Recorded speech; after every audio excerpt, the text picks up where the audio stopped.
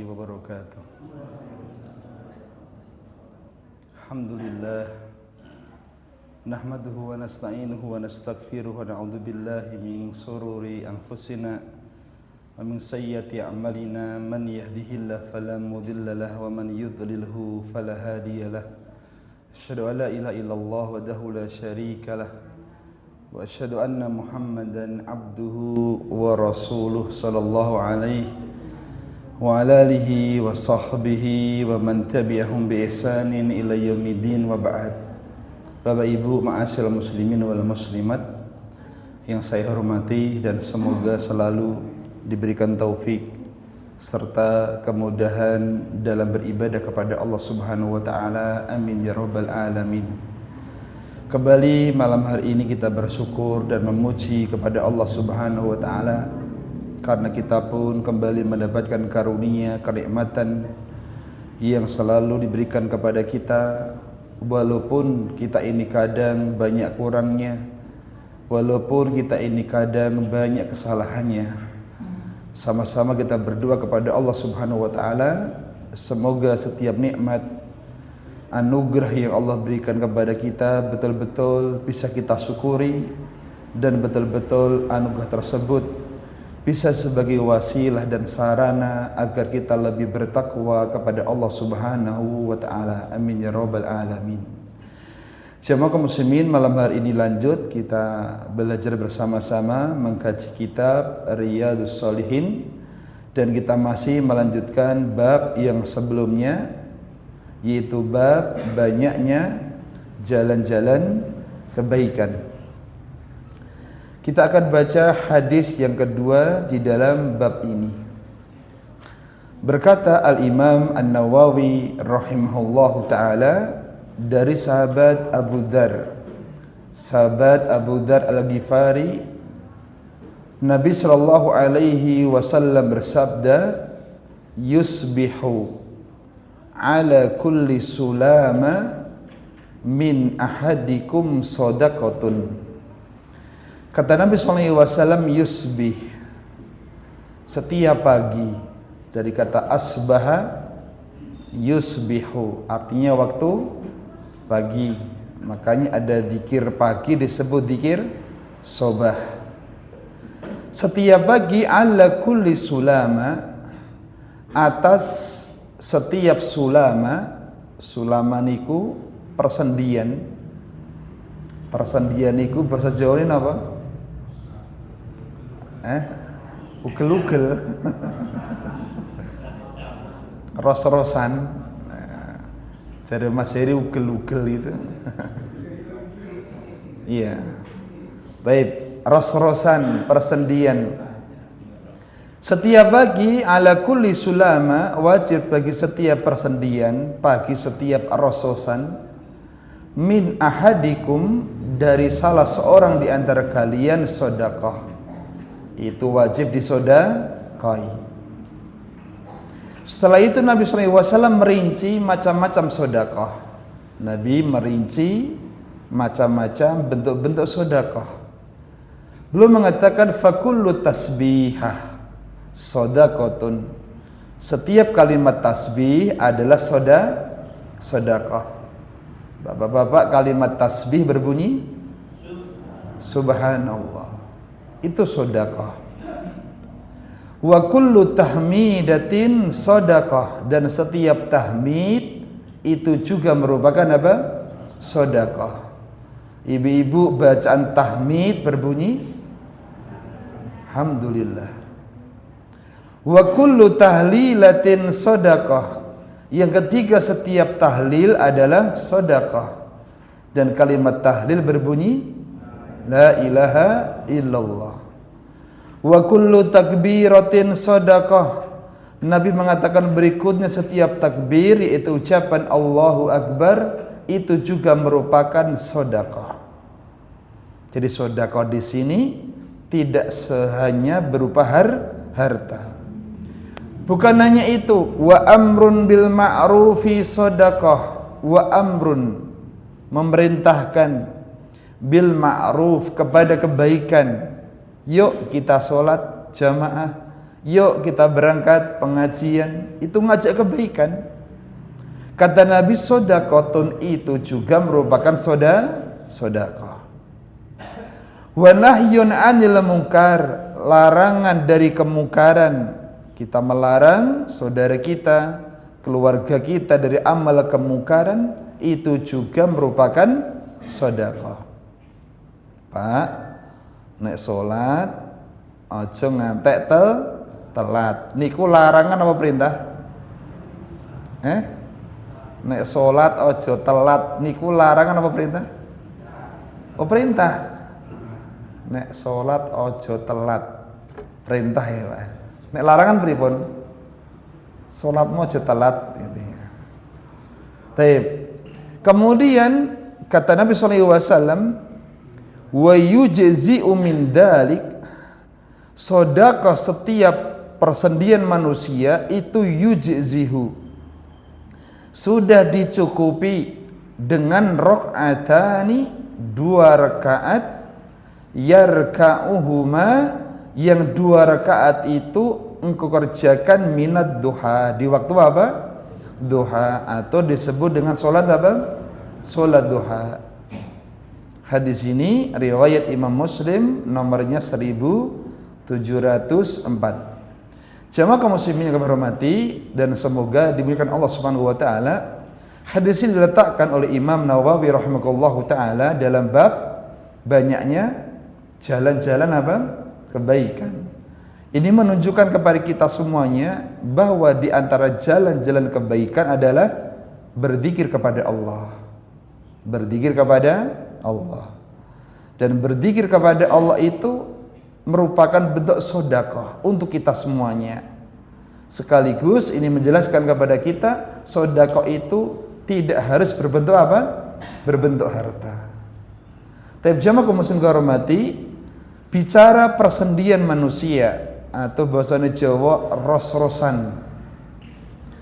Manusia itu memiliki 360 persendian. Berapa jumlahnya? Pernah ngitung Bapak Ibu? Masya Allah. Ya. Jamaah kaum muslimin, Rasulullah SAW bersabda, innahu khuliqa kullu insanin min bani Adam ala sittina wa thalathimi'ah mafsilin. Kata Nabi SAW, sesungguhnya setiap manusia keturunan Adam diciptakan memiliki 360 persendian. Bapak Ibu, indahnya ciptaan ini menunjukkan bagaimana indahnya yang menciptakan. Indahnya ciptaan Allah yang berupa tubuh kita, yang tanpa kita rasa memiliki 360 persendian, itu menunjukkan bagaimana keindahan yang menciptakan. Sekaligus bagaimana hebatnya kudrah, bagaimana hebatnya kemampuan Allah Subhanahu wa taala dalam mencipta manusia. Bapak Ibu, dan ada perkataan yang indah ketika seorang ibu itu melahirkan. Ya, 360 persendian ini seolah-olah patah semuanya. Bapak-bapak pernah merasakan bagaimana sakitnya melahirkan? Belum. Jangankan merasakan, nunggu mawon. Nate nunggu lahir ke bapak-bapak? Wedi Bapak Ibu. Ya. Inilah diantara indahnya ciptaan Allah Subhanahu wa taala. Dan 360 persendian ini kita punya kewajiban mensedekahi setiap apa? Setiap harinya. Dan ini bisa terwakili dengan sholat duha. Berapa rakaat tadi? 2 rakaat. Taib. Jemaah kaum muslimin, kita masuk pada faidah hadis. Faidah yang pertama, hadis ini menjelaskan kepada kita semuanya penjelasan bahwa sedekah tidak hanya berupa harta. Sedekah itu tidak hanya berupa harta. Lalu bagaimana kaidahnya mengetahui bahwa itu sedekah? Disebutkan Syekh Muhammad bin Shalih Al-Utsaimin dalam kitab beliau Syarah Riyadhus Shalihin, beliau mengatakan segala ucapan dan perbuatan yang bisa mendekatkan diri kepada Allah itu disebut dengan apa? Sedekah. Makna sedekah lebih luas adalah semua ucapan dan perbuatan yang bisa mendekatkan diri kepada Allah. Contoh ucapan tadi apa? Ucapan tahlil, ucapan tahmid. Contoh perbuatan yang disebutkan dalam hadis, contohnya apa tadi? Al-amru bil ma'ruf, memerintahkan kepada kebaikan, melarang dari kemungkaran. Sekarang Bapak Ibu ngaji, duduk di majelis ilmu itu sedekah atau bukan? Halo? Duduk di majelis ilmu ngaji seperti ini sedekah atau bukan? Kenapa? Karena yang kita kerjakan duduk majelis seperti ini bisa mendekatkan diri kepada Allah. Ini rumusnya. Kalau kita paham rumus, kita akan bisa menilai ini sedekah atau tidak. Segala perkara baik itu ucapan maupun perbuatan yang bisa mendekatkan diri kepada Allah, itulah namanya apa? Sedekah. Jamaah kaum muslimin, dari pengertian sedekah ini menjelaskan kepada kita semuanya bagaimana Islam ini agama yang mudah. Agama Islam itu mudah atau sulit? Sangat mudah. Ya, di antara bentuk kemudahan agama Islam, pintu-pintu kebaikan itu tidak cuma satu, bahkan jumlahnya banyak, ringan ketika apa? Mengerjakan. Ucapan subhanallah ringan apa buat? Ringan, tapi kadang lupa kita kerjakan. Rasulullah SAW bersabda, ad-dinu yusrun, agama itu apa? Mudah. Wala yusadda hadha dina illa ghalabahu, tidak ada yang memperberat dalam agama ini kecuali orang itu akan binasa. Ya, maka jemaah kaum muslimin, agama itu perkara yang mudah, maka siapa yang memberatkan diri dalam agama maka dia pun akan binasa. Karena kadang terjatuh pada sifat ghulu. Ya, sebagaimana 10 Muharram kemarin ada bentuk-bentuk ritual ibadah tapi bentuknya ghulu, berlebihan, ya, sehingga menyebabkan itu bukan bagian daripada Islam. Apa kemarin? Menyakiti diri sendiri, ya, mengenang kematian siapa? Al-Husain. Ya, siapa mereka? Kelompok orang-orang Syiah. Mereka lepas bajunya, kemudian memakai pedangnya, dicambuk kemana? Ke punggungnya sampai berdarah. Masya Allah. Ditampar-tampar pipinya. Bapak Ibu, ini semuanya merupakan bentuk ghulu dalam beribadah kepada Allah. Kalau acara seperti orang-orang Syiah itu memang bagian dari agama, tentunya Nabi sudah mengajarkan kepada kita semuanya. Waliyadzubillah. Dan hati-hati Bapak Ibu, pemahaman Syiah ini sudah banyak menyebar di negeri Indonesia. Maka berhati-hati. Ya, dan di antara yang membuat mereka tertarik dengan agama Syiah yaitu ada namanya ritual apa itu nikah mut'ah. Nikah dalam hitungan apa? Hitungan waktu tertentu. Nikah 1 jam boleh, nikah 2 jam apa juga boleh. Maka berhati-hatilah. Tapi jamaah kaum muslimin, selesai penjelasan makna sedekah. Jadi sedekah segala ucapan, perbuatan yang bisa mendekatkan diri kepada Allah. Kemudian faedah yang kedua, hadis ini menjelaskan kepada kita semuanya bahwa di antara pintu-pintu kebaikan adalah memperbanyak zikir kepada Allah. Jamaah kaum muslimin, Allah anugerahi kepada kita satu nikmat yang berupa lisan. Ya, bersyukurlah siapa yang punya lisan, lesannya sempurna. Ya, ada orang yang dikasih lisan tapi tidak apa? Lisan itu sama bibir sama atau beda? Beda. Kalau lisan bahasanya lisan, kalau bibir syafatain. Alam naj'al lahu 'ainain wa lisanan wa syafatain. Saking agungnya nikmat berupa bibir, saking agungnya nikmat berupa lisan, Allah sebutkan khusus dalam Al-Quran. Alam naj'al lahu 'ainain. Lanjutnya apa? wa lisanau wa syafatain. Dengan lisan kita bisa apa Bapak Ibu? Lisan ini fungsinya untuk apa? Berbicara. Nah, bibir fungsinya untuk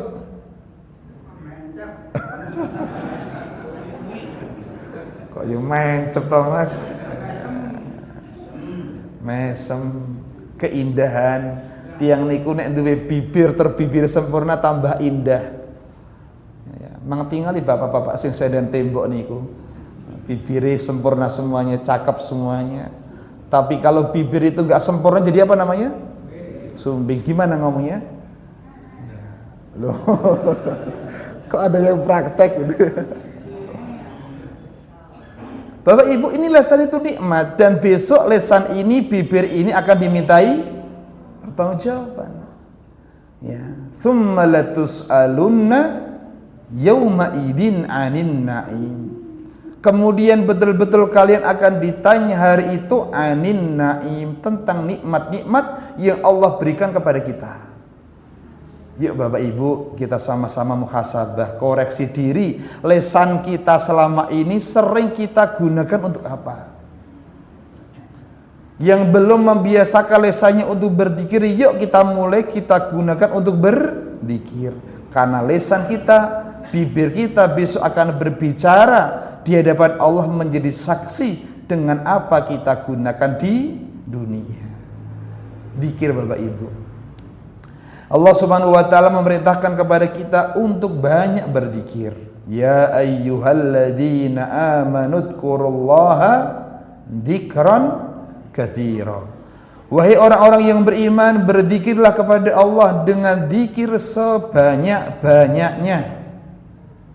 Maka siapa yang dia berzikir kepada Allah, hakikatnya sedang melaksanakan ketaatan kepada Allah. Sebanyak-banyaknya Bapak Ibu. Dan Rasulullah SAW memberikan teladan kepada kita. Kana Nabi sallallahu alaihi wasallam yadhkurullaha ala kulli ahyanihi. Adalah Nabi sallallahu alaihi wasallam itu selalu mengingat Allah, selalu berzikir kepada Allah ala kulli ahyanihi, di setiap keadaannya. Ketika berdiri Nabi berzikir, ketika duduk Nabi berzikir, ketika berbaring Nabi berzikir. Ada lagi Bapak Ibu? Kondisi manusia itu satu, berdiri, kedua duduk, ketiga berbaring, keempat apa Mas Gun? Berjalan itu masuk pada berdiri atau duduk? Berdiri. Alladzina yadhkurunallaha qiyaman wa qu'udan wa 'ala junubihim. Orang-orang yang selalu berzikir kepada Allah Subhanahu wa taala tatkala berdiri, tatkala dia duduk, dan tatkala dia apa? Berbaring. Bapak Ibu, jangan sampai lesan ini nganggur. Lesan ini anugerah, jadikan lesan ini pembuka, penambah kebaikan untuk kita dengan cara memperbanyak apa? Zikir. Jamaah kaum muslimin, zikir itu merupakan benteng. Benteng dari bisikan-bisikan syaitan. Rasulullah SAW bersabda, wal abdu, seorang hamba Bapak Ibu, la yuhrizu nafsahu minasyaitan illa bidzikrillah. Seorang hamba itu dia tidak bisa melindungi dirinya. Seorang hamba dia tidak bisa melindungi dirinya dari serangan setan kecuali dengan zikrullah, kata Nabi. Kecuali dengan berzikir kepada Bapak Ibu. Kadang setan itu masuk ke hati kita. Kenapa? Karena lisan kita sering nganggur, jarang berzikir kepada Allah.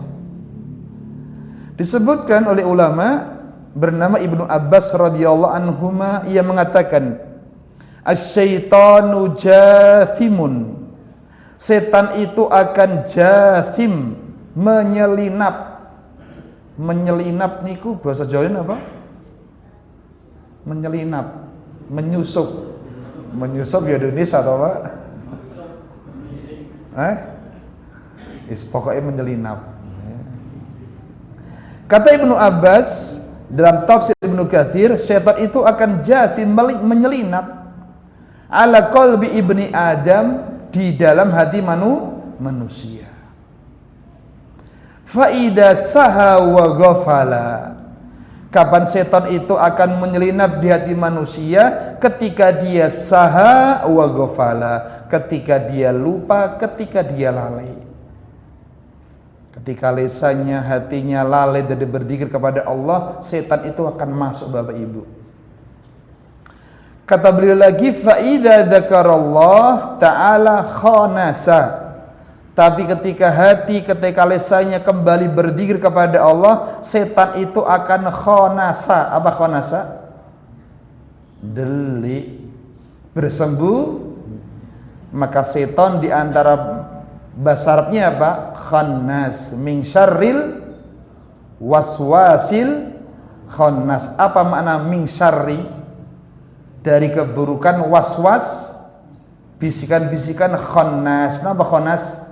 Sing delik. Setan disebut dengan khannas karena kalau disebut nama Allah, setan itu sembunyi. Makanya kalau kita mendengar adzan, dalam satu riwayat Bapak Ibu, kalau ada adzan berkumandang, setan itu mendengar kemudian ngapain? Melayu, ngantek apa? Ngantek ninggalkan dirot, ngentut. Kalau adzan sudah selesai, setan balik lagi. Ya, kenapa? Disebut nama Allah. Ketika qomat berkumandang disebut nama Allah lagi, setan pergi lagi, lari lagi.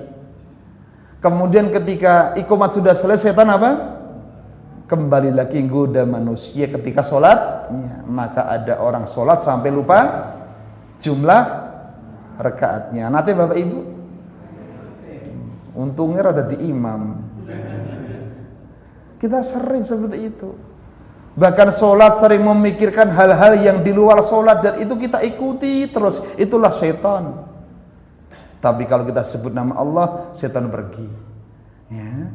Maka jamaah kaum muslimin, zikir merupakan benteng yang akan membentengi diri kita daripada gangguan-gangguan para syaitan. Para ulama menggambarkan Bapak Ibu, hati, lesan yang tidak pernah berzikir kepada Allah seperti rumah yang kosong. Ya, enggak ada penjaganya. Maka rumah itu akan mudah dimasuki oleh keburukan-keburukan. Ya, adapun hati yang selalu berzikir kepada Allah Subhanahu wa taala, maka seperti rumah yang ada penjaganya, ya, tidak akan mudah keburukan itu masuk ke dalamnya. Ya Bapak Ibu, Allah sudah merintahkan kepada kita berzikir yang banyak. Kedua Rasul pun memberikan contoh kepada kita, beliau selalu berzikir dalam segala keadaan. Kalau kita memang menjadi umatnya Rasul sallallahu alaihi wasallam, kita apa? Contoh beliau. Jamaah kaum muslimin dihormati, termasuk zikir yang mudah diucapkan, namun zikir yang paling Allah cintai adalah ucapan subhanallah walhamdulillah wa la ilaha illallah Allahu akbar. Ada berapa tadi? Subhanallah, alhamdulillah, la ilaha illallah Allahu akbar. Ini kalimat zikir 4 merupakan kalimat perkataan yang paling Allah cintai. Rasulullah SAW bersabda dalam riwayat Imam Muslim, wa qala ahabbul kalami ilallahi arba. Perkataan yang paling ahab, perkataan yang paling dicintai ilallah oleh Allah ada arba, ada 4. Subhanallah, ucapan subhanallah. Yang kedua alhamdulillah, kalimat apa itu? Tahmid. Yang ketiga la ilaha illallah, kalimat tahlil. Allahu akbar, kalimat takbir. Ketika mengucapkan kalimat 4 ini dimulai dari tasbih, tahlil atau takbir. Nabi menjelaskan cara membacanya. Kata beliau, la yadurruka bi ayyihinna bada'ta. Tidak mengapa bagimu untuk memulai yang mana di antara kalimat tersebut, bebas. Mau mulai dengan subhanallah, jaiz, boleh. Mau mulai dengan Allahu Akbar juga boleh. Mau memulai dengan apa? La ilaha illallah juga apa? Boleh, bebas. 4 kalimat, tapi kalimat yang paling dicintai oleh Allah, menunjukkan ini kalimat-kalimat yang besar pahalanya. Bapak Ibu, sekarang berzikir, mengucap subhanallah walhamdulillah dan sebagainya, itu di lisan atau di hati? Di lisan atau di hati? Lisan. Berarti kudu apa? Kudu obah napa nih? Bibirnya. Bolehkah mengucapkan subhanallah walhamdulillah dan sebagainya di hati? Di batin. Boleh? Boleh, Pak? Saya boleh ke siapa, Pak? Para ulama mengatakan yang namanya bacaan itu harus digerakkan lisannya. Maka siapa yang berzikir dengan kalimat ini namun tidak digerakkan lisannya, enggak terucap di lisannya, itu bukan zikir namanya. Ada keterangan zikir dengan hati. Kata para ulama, kalau itu zikir dengan hati bentuknya tafakkur, merenungkan. Merenungkan dengan yang dibaca. Takzim, apa takzim itu? Pengagungan kepada Allah Subhanahu wa taala. Itu zikir yang sumbernya di hati. Bentuknya merenungkan ayat-ayat, zikir-zikir, kemudian mengagungkan Allah Subhanahu wa taala. Adapun secara bacaan harus dilafatkan, digerakkan apa? Bibirnya. Termasuk maca Quran. Itu jangan dibatin, Pak. Ngerti-ngerti wis katam. Lesanmu meneng wae kok wis katam, tak batin nak. Boleh enggak? Baca Quran jangan dibatin, Bapak Ibu. Dan termasuk juga zikir yang dikerjakan pas ketika sholat atau setelah apa? Sholat. Allahu Akbar. Niki di hati atau di lisan? Di lisan. Termasuk zikir ba'da sholat ampun di batin. Itu belum dianggap zikir. Lisannya harus digerakkan. Dan jemaah kaum muslimin, saya baca hadisnya ditirukan bersama-sama. Ahabbul kalami ilallahi arba'un subhanallah walhamdulillah wa la ilaha illallah Allahu akbar la yadurruka bi ayyihinna bada'ta. Ada berapa kalimat tadi Bapak Ibu? 4. Ini merupakan kalimat yang paling ahabbu, yang paling dicintai oleh subhanallah walhamdulillah wa la ilaha illallah Allahu akbar. Bersama-sama 1 2 3. Subhanallah alhamdulillah la ilaha illallah Allahu akbar. Bapak Ibu, siapa yang lisannya dibiasakan berzikir, maka setan tidak punya kesempatan untuk mengganggunya. Setan itu akan datang bagi hati yang kosong, bagi orang yang sering lalai, bagi orang yang sering lupa. Jemaah kaum muslimin, Rasulullah SAW juga mengajarkan sebuah zikir yang lainnya. Ucapan subhanallahi wa bihamdih. Apa keutamaannya? Rasulullah SAW bersabda, man qala subhanallahi wa bihamdih, segala puji bagi Allah, wa bihamdih, dan pujian untuknya, fi yaumi mi'ata marrah, dalam yaum, dalam satu hari, mi'ata marrah, berapa kali? 100 kali. Khuttat khatayahu, fadilahnya, maka dosa-dosanya akan dihapus. Ingkanat mithla zabadil bahri, walaupun banyaknya dosa seperti zabadal bahri. Apa itu? Buih di lautan. Subhanallahi wa bihamdi. Saya baca ditirukan Bapak Ibu. Subhanallahi wa bihamdi. Monggo. Sekali lagi 1 2 3. Ibu-ibu sendiri?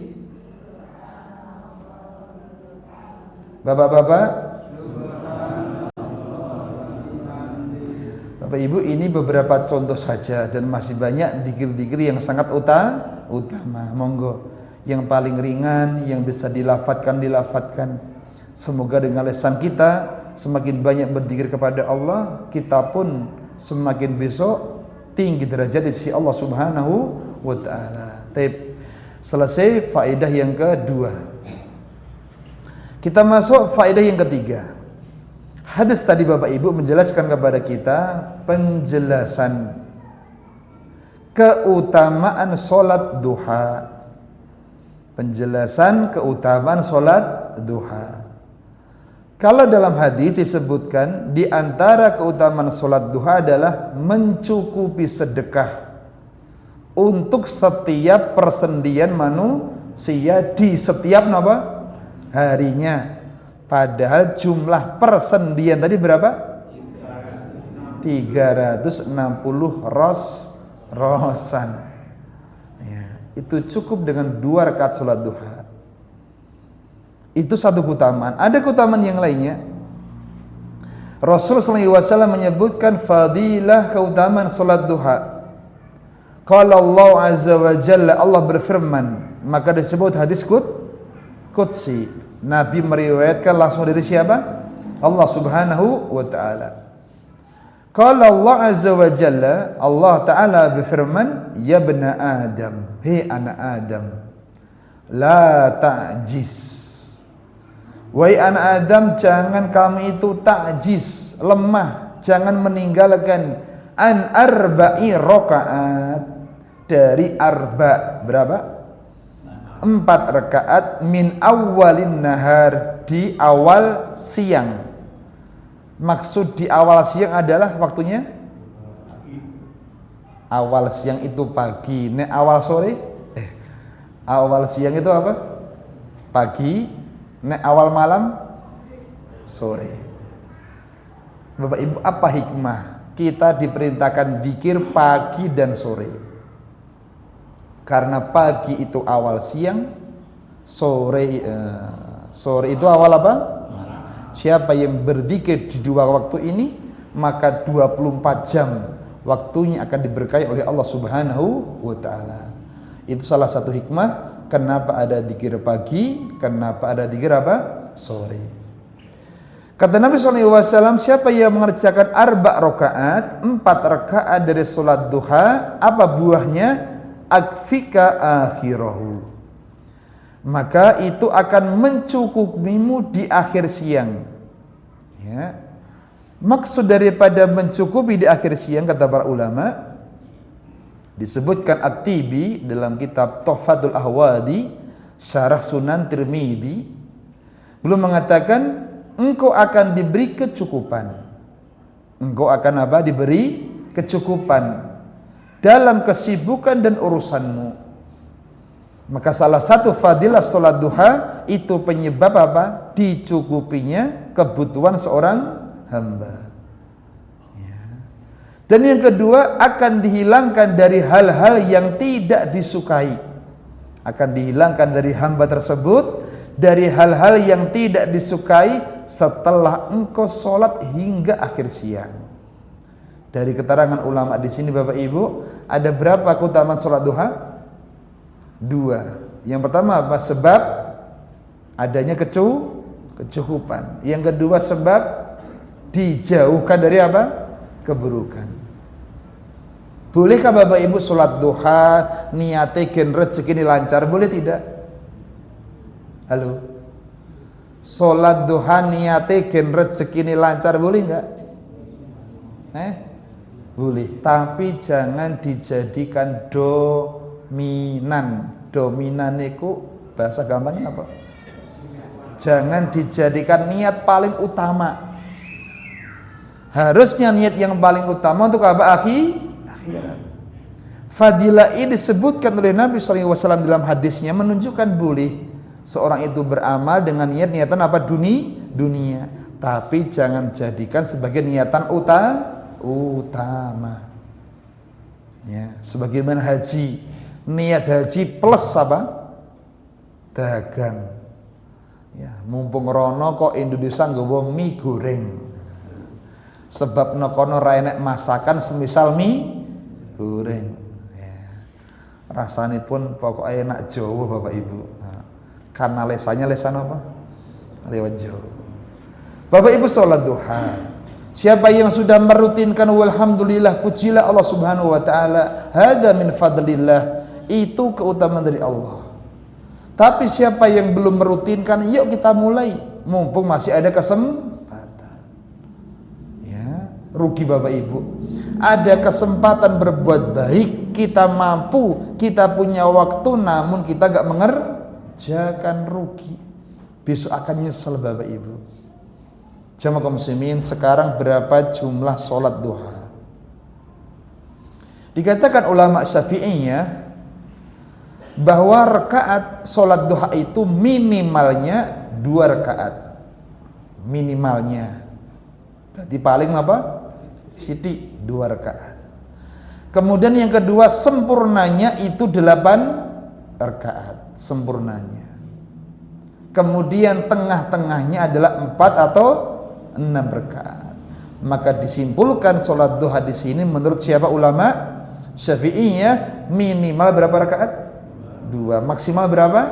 8. Walaupun ada yang mengatakan tanpa batas. Ya, kalau Indonesia itu rata-rata ngikuti Syafi'iyah, maka ngikuti pendapat ini minimal 2, paling banyak adalah 8. Bapak Ibu, sholat 2 rakaat butuh berapa jam? Enggak jam-jaman Bapak Ibu. Ya paling 5 menit. Luwih cepet ya sampeyan Bapak Ibu? Kurang dari 5 menit bisa? Boyoan mengke. Mau jamaah kaum muslimin. Salat itu terbatas waktunya. Jangan sampai menjadi sesuatu yang biasa. Saya ulangi, waktu salat itu terbatas. Enggak lama kok, Pak. Maka jangan sampai sholat yang waktunya cuma singkat itu menjadi sesuatu yang biasa. Harusnya kita jadikan waktu yang paling istimewa. Siapa yang mendekat kepada Allah, Allah pun akan mendekat kepadanya. Dan waktu yang paling baik untuk seorang hamba mendekat kepada Allah tatkala dia sujud di dalam sholatnya. Karena waktu sujudnya seorang hamba dalam sholatnya itu waktu dan keadaan yang mana seorang hamba paling dekat dengan Allah Subhanahu wa ta'ala. Yuk Bapak Ibu, jadikan sholat kita sholat yang kualitas. Jangan sampai sholat cuma 5 menit yang dipikir gordunya. Ya, letakkan. Ada yang mengatakan nek masuk masjid itu lepas sandalnya, lepas juga urusan apa? Dunianya. Ya, yang kadang bikin terenyuh itu Bapak Ibu, sholat baru salam nggak dzikir sudah ngapain? Ya, sudah yang lainnya. Seolah-olah sholat itu hanya apa? Hanya rutinitas yang nggak punya makna. Tapi jamaah kaum muslimin, ini rakaatnya. Sekarang waktunya, kapan waktunya sholat duha? Kata para ulama, yaitu 1 tombak setelah terbitnya matahari, diperkirakan 1/4 menit setelah keluarnya matahari. Misalnya jedule jam piro? 6, berarti jam berapa waktu duha? 6.15. Itu sudah mulai sholat duha. Maka dia mengatakan sholat yang dikerjakan ba'da apa itu? Di waktu pagi itu Bapak Ibu, syuruk itu masuk pada waktu itu masuk sholat duha. Karena dia mengatakan tidak ada sholat syuruk, tapi itu maksudnya sholat apa? Duha. Sekarang waktu akhirnya kapan Bapak Ibu? Sebelum waktu duhur. Sebelum waktu duhur. Nah sekarang mana yang paling utama? Sholat duha itu di waktu pagi atau di waktu siangnya? Waktu sholat duha yang paling utama di paginya atau di siangnya? Kok beda pendapat? Menurut kebutuhan. Aduh, nek kabeh dukur kebutuhan kok repot kabeh. Kata para ulama, waktu duha yang paling bagus itu di waktu siang. Sebabnya satu, siang semakin panas. Yang kedua, siang itu manusia semakin sibuk dengan apa? Dunia. Ketika manusia sedang sibuk masalah dunia, kita nyempatkan sholat duha, itu lebih besar pahalanya. Maka termasuk sholat sunnah yang agung adalah sholat apa malam. Kenapa? Karena dikerjakan tatkala manusia sibuk dengan apa? Dengan tidurnya. Bapak Ibu, semakin besarnya ujian dalam ibadah, itu akan membawa semakin besar apa? Pahalanya di sisi Allah Subhanahu wa taala. Lah mas nek jam sak durunge duraiso ya pagi. Tadi kita bicara mana yang paling utama. Nek siang enggak bisa ya kapan? Pagi. Maka bersyukur Bapak Ibu, siapa yang kerja plus kerjaannya itu mendukung dia untuk ibadah, maka bersyukurlah. Ada orang ngajar sama Pak Tukang, gajinya besar mana? Halo? Ngajar karo Pak Tukang, gajinya besar siapa? Kok ngajar toh Mas? Aduh. Ngajari Pak Tukang. Pak Tukang gaji seminggu niku ngalahkan pengajar gaji sebulan Bapak Ibu.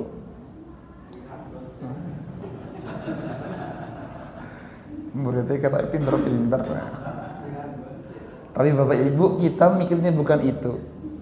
Bolehlah ngajar itu gaji gak seberapa, tapi apa banyak kemudahan-kemudahan untuk bisa menegakkan ibadah kepada Allah. Sholat jamaah terjaga, sholat duhanya diluangkan, dimudahkan, Masya Allah. Ya, maka jemaah kaum muslimin, jangan ngukur rezeki itu dengan materi. Kita nggak akan bisa bersyukur. Tapi ikulah rezeki itu dengan rezeki yang lainnya. Kemudahan-kemudahan dalam ibadah, kemudahan dalam berzikir kepada Allah Subhanahu wa taala, itu rezeki yang mahal. Selesai jemaah kaum muslimin pembahasan satu hadis, semoga bermanfaat dan banyak kurangnya, banyak khilafnya mohon dimaafkan. Sebelum saya tutup, hanya memberikan informasi Bapak Ibu, insyaallah habis hari Kamis dan jadwal untuk kajian ba'da maghrib sampai Isya ada di Masjid SMPQ Al-Huda, dan besok dengan materi insyaallah taala kitab Al-Usul Ats-Tsalatsah. Monggo yang bisa melonggarkan waktunya bisa hadir. Semoga semakin banyak hadir di majelis ilmu, Allah semakin menambah kebaikan-kebaikan kita semuanya. Subhanakallahumma bihamdika, asyhadu an la ilaha illa anta, astaghfiruka wa atubu ilaik. Assalamualaikum warahmatullahi wabarakatuh.